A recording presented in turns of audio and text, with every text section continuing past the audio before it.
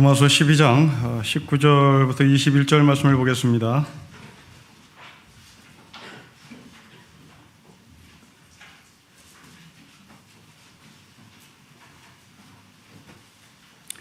(12장) 19절, 20절, 21절 말씀입니다. 한 절씩 기도하겠습니다. 내 사랑하는 자들아, 너희가 친히 원수를 갚지 말고 하나님의 진노하심에 맡기라. 기록되었을 때 원수 갚는 것이 내게 있으니 내게 갚으리라고 주께서 말씀하시니라.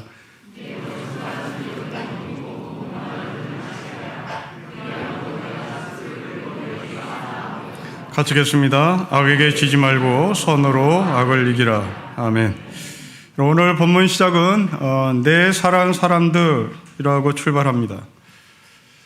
이 사람들은 바울과 어떤 관계가 있는 사람일까가 궁금합니다. 그냥 수인사하는 사이일까? 신사숙녀 여러분, 그렇게 말하는 평범한 인사일까? 아니면 특정한 관계의 사람일까가 우리에게 궁금증을 불러일으킵니다. 여러분, 이 질문에 답을 구하려면 바울이 12장에서 사용한 표현들을 좀 정리해 보면 좋겠습니다. 여러분, 1절을 보십시오. 1절은 형제들이라고 표현합니다. 2절은 너희라고 표현합니다. 10절로 내려오십시오. 형제라는 단어를 또 사용합니다. 14절에 너희라는 단어를 또 사용합니다. 형제와 너희를 교차하면서 사용합니다. 그런데 19절은 내 사랑하는 사람들이라고 표현합니다. 대체 이 사람들은 누굴까? 형제들아, 너희야. 이 사람들은 로마 교회 전체 성도들을 의미할 것입니다. 내일 대통령 취임식이 있습니다. 국정연설을 할 때 국민 여러분이라고 얘기하겠죠. 그 국민 여러분, 이것은 특정한 누구를 지칭하는 것이 아니라 대한민국의 모든 시민들을 지칭하는 겁니다. 바울이 사용하는 너희, 형제, 이것은 신사숙녀 여러분, 국민 여러분, 그런 차원이죠. 하지만 내 사랑하는 사람들, 이것은 바울과 특정한 관계가 있다는 것을 바울은 우리에게 전달하고 있습니다. 아마도 바울이 말하는 이 사랑하는 사람들, 이들은 그 악한 세계 속에서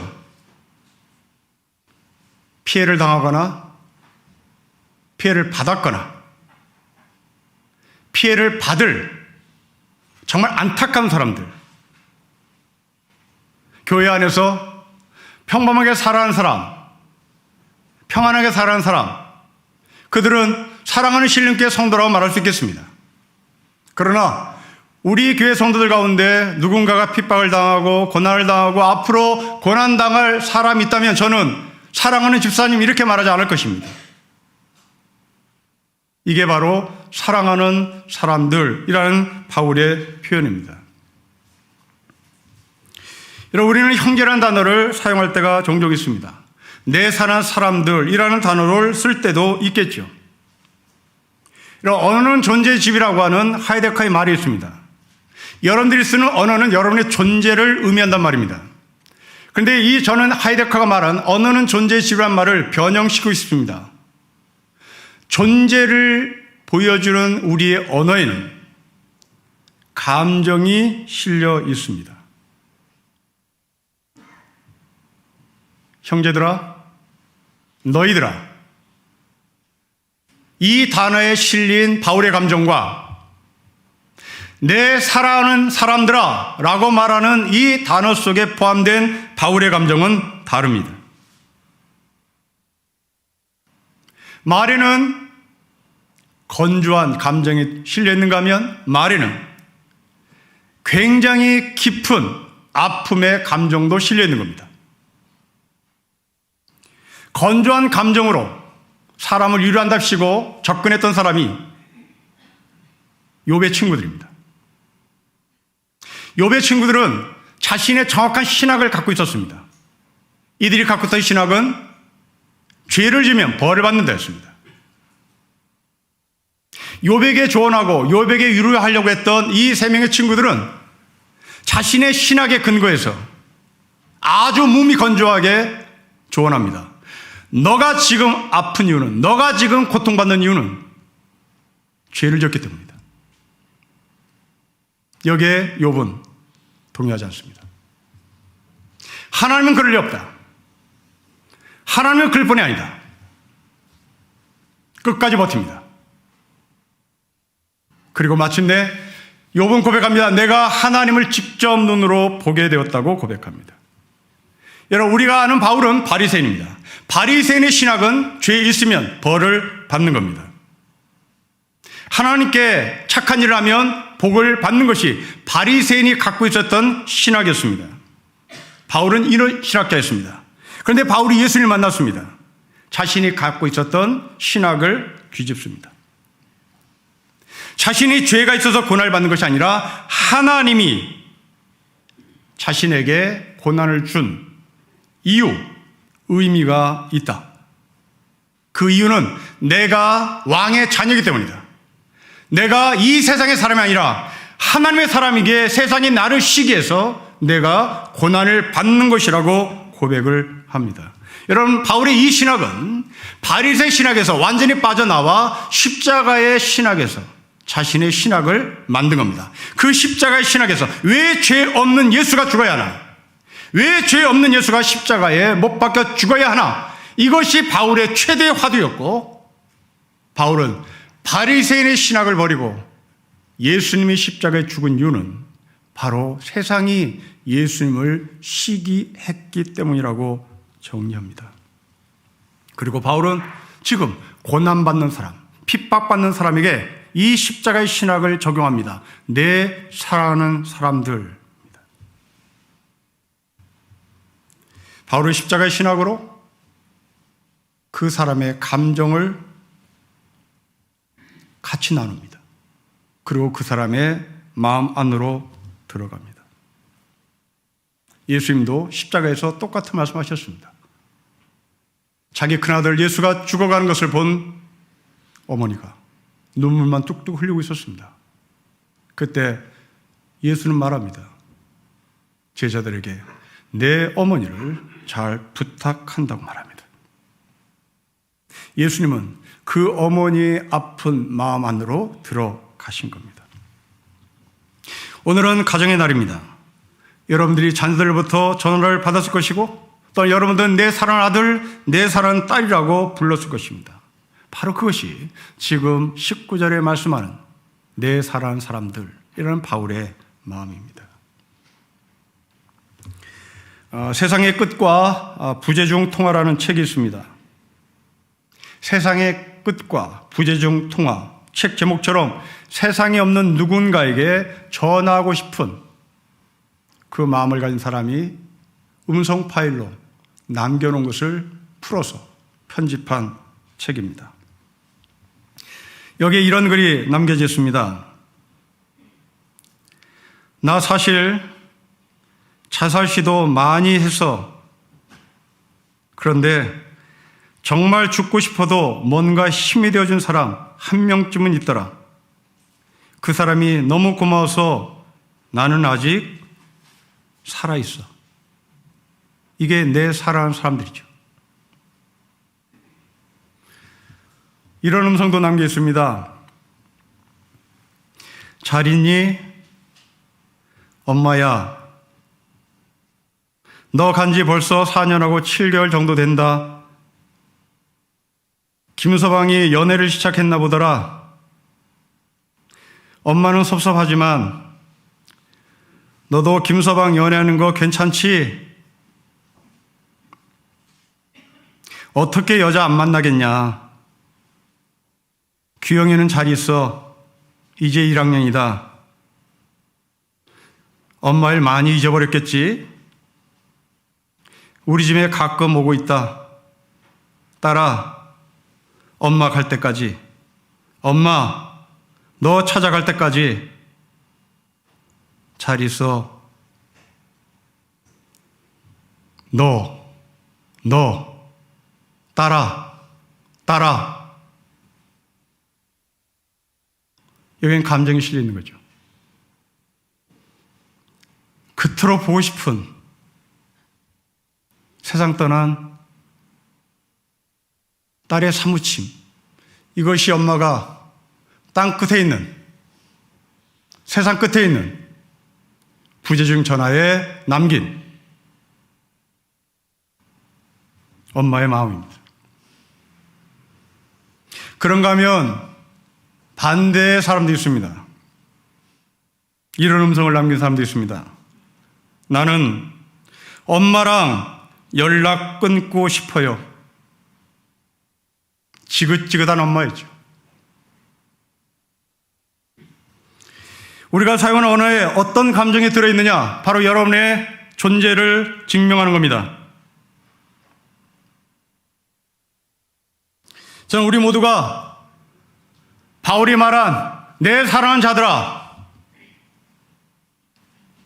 여러분의 자녀들과 이런 특별한 관계가 되었으면 좋겠습니다. 여러분 남편과 이런 특별한 관계가 되었으면 좋겠습니다. 의리로 사는 거 아닙니다. 정으로 사는 거 아닙니다. 부부로 사는 겁니다.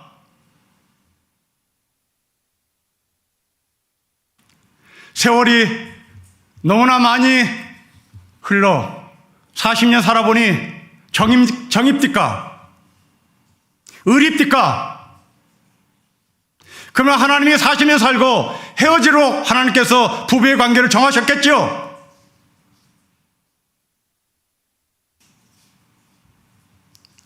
사랑으로 맺었으면 사랑으로 살아야 합니다. 사랑을 맺었으면 사랑으로 끝이 나야 하는 겁니다. 정으로 산다는 말 그만하십시오. 의리로 산다는 말 그만하십시오. 자식 때문에 산다는 말 그만하십시오. 부부이기 때문에 산다고 말하십시오.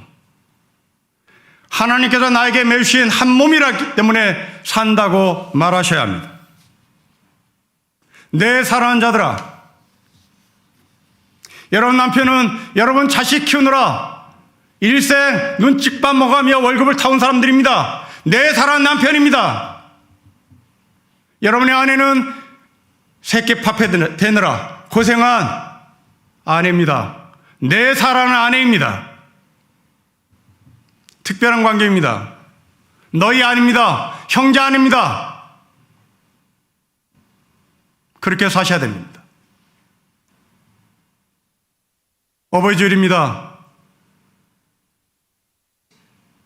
내 남편, 내 아내가 어떤 존재인지를 여러분의 언어를 담아, 여러분의 말을 담아, 여러분의 감정을 담아 여러분의 존재를 증명하십시오. 내가 남편인 것을 증명하시든지 내가 그냥 정으로 사는 친구인 것인지 증명하십시오. 바울은 로마교회 교인들 가운데 특정한 고난받는 사람, 그들의 감정을, 그들의 아픔을 자기도 동일하게 나누고 말하면서 내 사랑하는 자들이라고 말합니다. 자, 이제 우리는 이 본문을 대했던 당시 로마교회 교인들, 이 교인들은 어떤 반응을 했을까가 궁금합니다. 여러분, 우리가 다시 19절과 21절을 읽으면서 여러분들은 2000년 전 로마 교인이라면 오늘 본문이 어떻게 받아들일 것인지, 어떤 의미일 것인지 한번 느껴보시기를 바랍니다. 19절부터 21절 같이 읽겠습니다. 시작. 내 사랑하는 자들아, 너희가 친히 원수를 갚지 말고 하나님의 진노하심에 맡기라. 기록되었을 때 원수 갚는 것이 내게 있으니 내가 갚으리라고 주께서 말씀하시니라. 너의 원수가 줄거든 먹이고 목마르거든 마시게 하라. 그리함으로 너가 숯불을 그 머리에 쌓아 놓으리라. 악에게 지지 말고 선으로 악을 이기라. 여러분, 어떤 느낌이 드십니까? 여러분, 2000년 전 로마교회 교인이라고 가정하시고 오늘 본문을 바울을 통하여서 받은 편지, 어떤 느낌을 받습니까? 물론 둘 중에 하나겠죠. 받아들인다. 누군가는 나 못 받아들이겠다. 뭐 둘로 나눌 것입니다. 먼저 받아들이기가 힘들다고 말하는 분들에게 왜라고 물어보십시다. 그러면 이렇게 답할 것입니다. 성도라고 무조건 참아야 되느냐? 그게 성도냐? 악을 보고도 참아야 되느냐? 억울하다 말하시는 분도 계실 겁니다. 또 어떤 사람은 어떻게 하나님이 사랑이라고 말씀하시면서 그 진노를 하나님께 맡기라고 말하냐? 이것은 하나님의 정체성에 위배되는 것이다 라고 오늘 본문을 신학적인 관점에서 거부하는 사람이 있을 것이고, 자기와 이해관계 속에서 내가 끝까지 참으란 말이냐, 내가 늘 손해보란 말이냐 하고 부정적으로 답을 하는 사람이 있을 것입니다. 물론 여러분들의 그 주장에 저는 다 동의합니다. 내가 참아야 하느냐, 난 참을 수 없다 라고 말하는 분들, 성경에 이들의 주장을 뒷받침하는 성경 본문은 많습니다. 참으면 안 됩니다. 시편에는 저주 시편이라는 시들이 있습니다. 대표인 저주 시편은 109편입니다. 이런 시를 남깁니다.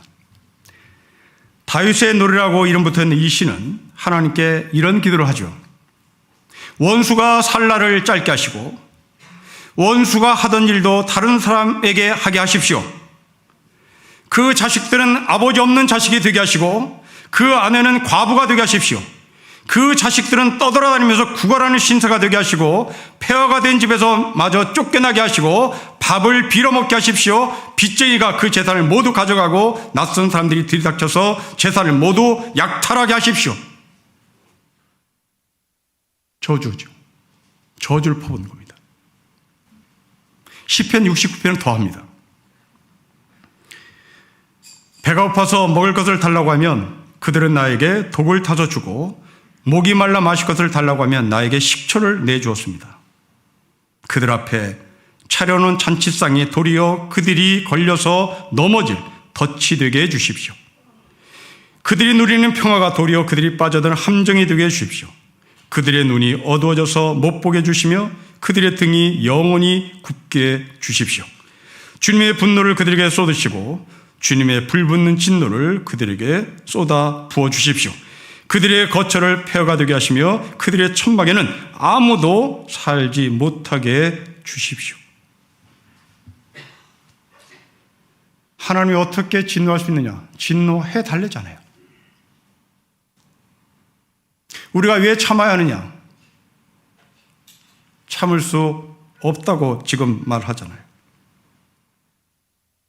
그러면 오늘 본문과 지금 충돌되고 있습니다. 두 번째입니다. 오늘 본문을 인정하는 사람들의 관점에서 초점을 맞추겠습니다. 여러분, 역시 충돌입니다. 19절 보십시오. 원수를 갚지 말라고 얘기합니다. 하나님의 진노하심에 맡기자고 말합니다. 그런데 20절을 보십시오. 숯불을 원수의 머리에 쌓아놓고 말합니다. 충돌이잖아요. 19절과 20절이 맥이 안 맞아요. 지금 부딪히고 있습니다. 여러분, 정리하자면 오늘 본문을 인정하더라도 성경과 충돌하고 있고, 인정하지 않는다 하더라도 본문이 부딪히고 있습니다. 하지만 숯불을 머리에 쌓아 올린다는 것을, 그 역사적 배경을 알면 이야기는 달라집니다. 이런 숯불을 머리에 쌓아 올린다는 말은 잠언 25장에 있는 말씀을 바울이 그대로 인용한 말씀입니다. 이 잠언의 25장에 있었던 숯불을 머리에 쌓아 올린다는 말은 애굽의 종교 의식 중에 하나였습니다. 고대 애굽에서는 죄인이 머리에 숯불을 올리고 자신의 잘못을 회개하는 종교 의식이 있었습니다. 이 숯불은 머리를 태워 죽이는 것이 아니라 죄인으로 하여금 회개케 하는 종교의식의 하나였습니다. 자, 충돌된 것 같으나 이제 충돌이 아닌 것을 우리는 확인했습니다. 이제 본문 안으로 들어가서 도대체 이 이야기는 어떤 의미인지를 보겠습니다. 자, 여러분, 왜 바울은 이 말을 로마 교회에게 했을까 하는 것입니다. 2000년 전 로마 교회 안으로 우리가 들어가 봐야 되겠습니다. 로마 교회는 로마 제국 안에 있었습니다. 로마 제국의 철학은 팍스 로마나입니다. 로마의 평화라는 팍스 로마나는 전쟁을 통하여 이룬 평화를 말합니다. 로마는 군대 힘으로 세계를 제패했고 힘의 논리로 피정복민들에게 찍소리 못하도록 만들고 이것이 평화다라고 말한 것이 팍스 로마나, 로마 제국입니다. 그러한 팍스 로마나의 제국 안에 로마 교회가 있었습니다. 그 로마 교회 교인들 가운데는 팍스 로만의 천병인 로마 군인도 있었겠죠. 팍스 로마의 천병인 군인들과 함께 장사하며 살았던 비즈니스의 교인도 있었을 것입니다. 다시 말하면 직간접적으로 팍스 로마나와 연결되어서 살아야 하는 로마 교회 교인들이 있었다는 말입니다. 바울은 그들에게 지금 하는 얘기입니다. 우리는 2001년 9월 11일 기억합니다. 극단적 이슬람주의자들이 미국 뉴욕에 있는 쌍둥이 빌딩을 공격한 날입니다. 그때 저는 영국에서 공부하고 있었습니다. 이 광경을 TV로 지켜봤습니다. 그리고 그날 밤 제가 살고 있었던 동네 맞은편에 원자력 발전소가 있었습니다. 그 원자력 발전소 주변을 정부가 완전히 전기 차단하고 칠흑 같은 암흑의 도시를 만들었습니다. 그것을 타겟으로 공격했을 때는 이건 엄청난 사건이 일어날 것이었기 때문입니다. 이 9.11 테러로 인해서 사망자는 2,996명으로 집계됩니다. 부상자는 6,261명입니다. 부상자들을 살려고 뛰어든 경찰과 소방관이 412명이 죽었습니다. 여러분, 이 사건을 계기로 미국 사회는 큰 충격에 빠졌습니다. MIT 대학교에서 종교학을 가르치는 리처드 호슬리는 예수와 제국이라는 책을 통하여 미국을 질타합니다. 그는 9.11 테러가 미국의 제국주의의 행태의 결과라고 지적합니다. 그는 이 책에서 미국은 제국이었다, 제국이다라고 강조합니다. 역사적으로 제국은 조그만 공격에 대응하기 위하여 무차별적인 응징으로 답을 하는 것이 제국의 특징입니다. 지금 러시아가 제국의 짓을 하고 있는 겁니다. 우크라이나의 군인들만 죽이는 것이 아니라 민간인, 여성까지도 강간합니다. 이게 제국의 특징입니다. 이 리처드 호슬리는 미국은 기독교 국가가 아니라 로마의 제국과 같은 로마의 제국을 지향하는 나라라고 규정합니다. 그런 로마 속에 살고 있는 로마계 교인들이란 말입니다. 이들이 산에서 돛 닦는 사람 아닙니다. 이들이 신학교에서 성경 읽는 사람들 아니에요. 이들은 직간접적으로 팍스 로마나와 연결되어서 밥 먹고 사는 사람들입니다. 이제 말씀은 분명해졌습니다. 로마 교회 성도들이여, 내 사랑하는 사람들이여, 로마 제국처럼 응징하며 살지 말자. 여러분, 다시 19절 읽어보십시오.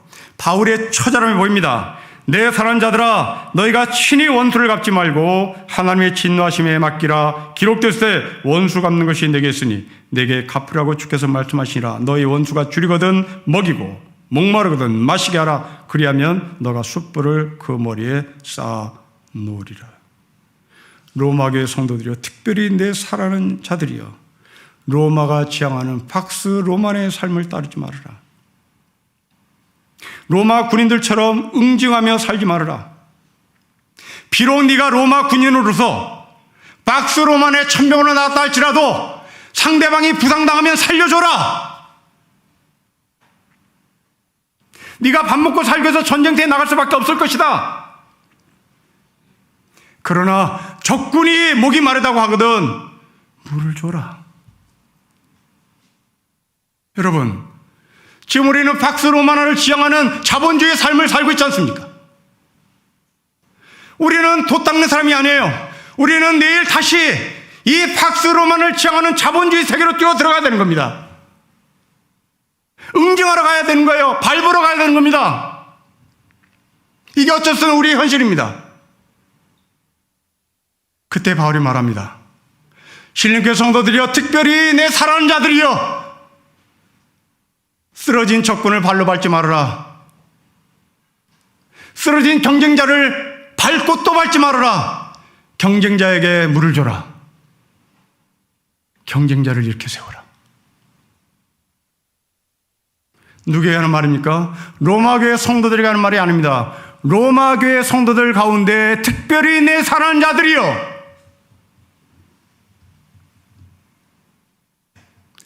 박스 로마나의 삶을 지향하는 자본주의 사회 속에 내일도 응징하기 위하여 신발끈을 굳게 매고 눈에 핏발을 세우고 출근하는 성도 여러분, 그 가운데 제 이 부족한 설교를 아멘으로 받기를 결심하는데 사랑하는 신림교회 성도들이요, 물을 주십시오. 마실 물을 주십시오. 한 번도 확인 사살하지 마십시오.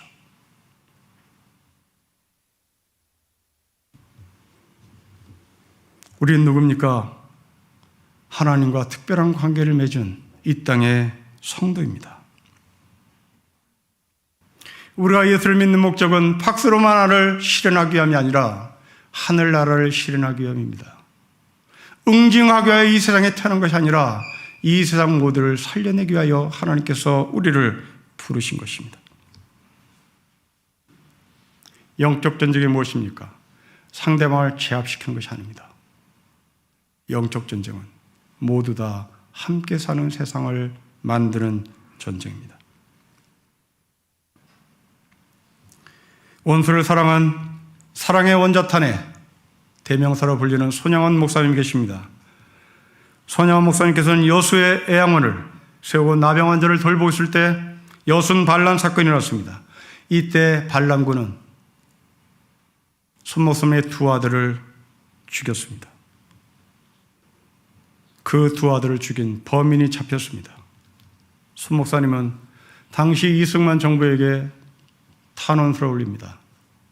그 범인을 풀어주십시오. 내가 내 양아들로 입적하겠습니다. 이승만 정부는 이 범인을 풀어줬습니다. 손양원 목사님은 자기의 두 아들을 죽인 이 두 젊은이를 자기의 호적의 아들로 입적시켰습니다. 저도 할 수 있습니다. 저도 할 수 있습니다. 그러나 저는 서류에는 내 아들로 올릴 수는 있겠으나 나는 그 사람과 함께 밥을 먹기는 힘들 것 같습니다. 서류에 올리는 것은 누가 못합니까? 서류에 올리고 정말 멋진 목사라고 인정받는 것은 인간의 본능입니다. 인간의 욕심입니다. 그러나 손양원 목사님은 그 범인을 앞에 놓고 아침밥을 먹습니다. 저는 여기서 못하겠단 말입니다.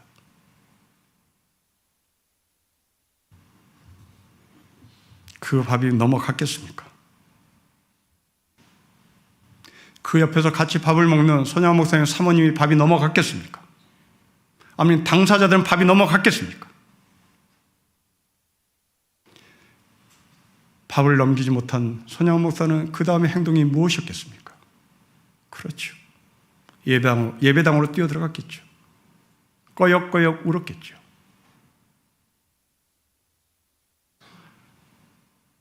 내가 저 아들을 내 아들로 삼아 밥을 먹을 수 있을 것 같았는데 내가 밥을 못 먹네요. 이게 내 머리에 숯불을 싼 겁니다. 집 밟아도 될 수 있는, 갈갈이 찢어도 될 수 있는 그 사람을 살려 숯불 머리에 올려놓습니다. 사랑하는 성도 여러분, 우리가 인격체이기 때문에 오늘 본문을 실천하자는 것이 아닙니다. 우리 안에는 이런 마음이 1도 없습니다. 하지만 우리 위에, 우리 머리 위에 올려진 숯불 때문에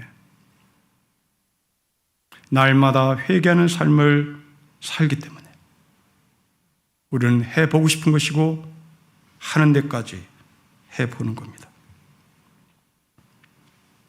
여러분, 왜 자식들을 공부시키려고 합니까? 출세입니까? 권력입니까? 그것은 맞지 않는 말입니다. 현실에서도 그렇지 않습니다. 공부 잘한다고 잘 사는 건 아닙니다. 그런데 왜 우리는 공부를 시킵니까? 왜 힘든 미분적분을, 왜 힘든 영어를 번역해 나갑니까? 출세와 성공이 아니라 우리의 뇌의 용량을 넓히기 위함인 겁니다. 미적분을 해야 내 뇌가 넓어지는 거예요. 머리를 싸매고 영어 단어를 외우고 그 영어를 번역해내야 내 사고가 넓어지는 겁니다. 어려운 책을 끙끙끙끙 알아내면서 읽어야 내 사고가 넓어지는 겁니다. 우리에게 이 힘듦을 요구하는 하나님의 뜻이 무엇입니까? 우리의 영적인 세계를 더 넓히기 위한 하나님의 축복인 겁니다. 학교에서 학생들에게 숙제를 내주는 이유는 괴롭히기 위함이 아니라 이 아이를 더 넓은 사고를 할 수 있도록 배려하고 도와주고 이끄는 것처럼 하나님은 오늘 우리에게 이 어려운 숙제를 내시는 겁니다. 그러나 바울은 말합니다. 아무나 하지 마세요. 내 사랑하는 자들아. 실교 성도 여러분, 여러분 가운데 저하고 특별한 관계가 있는 분들 해보십시다. 우리의 영적인 사고의 세계가 더 넓어졌으면 좋겠습니다. 안 될 때마다 내 머리에 쌓아놓은 숯불로 인해서 내가 겨우 이것밖에 되지 않는다라고 고백하며 또 성숙해 나가는 신림교회 성도가 되시기를 주의 이름으로 축복합니다. 기도하겠습니다. 아버지 하나님, 어렵습니다. 그러나 특별히 하나님과 관계를 맺고 싶은 사람에게 하시는 말씀이오니 우리가 누구인지를 먼저 헤아려서 하나님과 특별한 관계가 있는 사람들 하게 하시고 하려고 노력하게 하시고 그래서 하나님 나라의 지평이 우리를 통하여 조금 더 확장되게 하옵소서. 주 예수 그리스도의 이름으로 기도합니다. 아멘.